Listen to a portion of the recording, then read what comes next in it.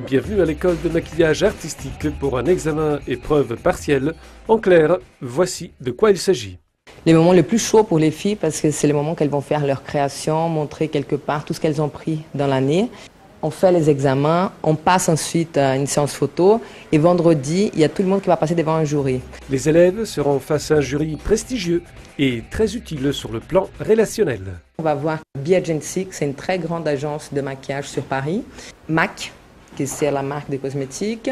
Il y aura le rédacteur en chef du magazine MAP, c'est un nouveau magazine dédié complètement au maquillage. Et il y aura Corinne Guesque, c'est une très grande chef maquilleuse. Le but principal de ce jury, c'est vraiment de faire cette rencontre et peut-être à ce moment-là, d'avoir des coups de cœur sur une élève, de dire tiens, moi j'ai besoin d'une assistante, pourquoi pas une telle. Et pour deviner le thème imposé lors de cette session d'examen, il suffit de regarder les projets visuels des élèves, la sensualité de la femme à travers la peinture. Chacune, dans son univers, prend une peinture, un peintre, et essaie de trouver un clin d'œil qu'il va transporter dans la femme sensuelle. Parmi les élèves, Emanuela et son mannequin Emmanuel, pour un sujet inspiré de Tamara de Lempicka. Les points de départ, c'est un peintre des années 20, Tamara de Lempicka. On va faire un maquillage un peu inspiré aux années 20, mais à forme moderne.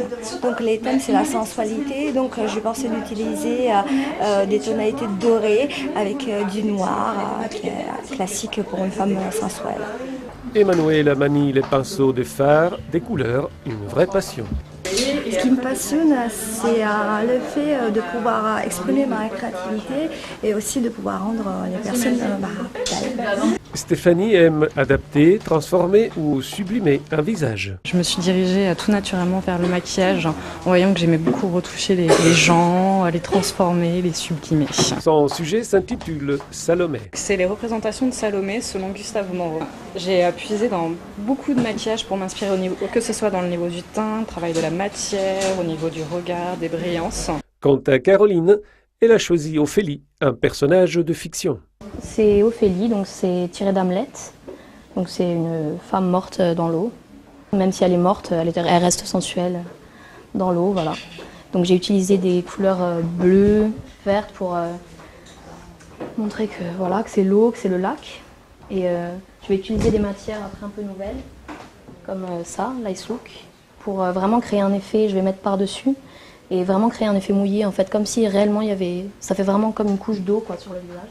À l'issue de cette école, les élèves seront appelés à exercer un métier haut en couleur, une profession qui nécessite de la créativité, des aptitudes relationnelles, mais également d'autres qualités, comme l'explique Dita, formatrice à l'école de maquillage artistique.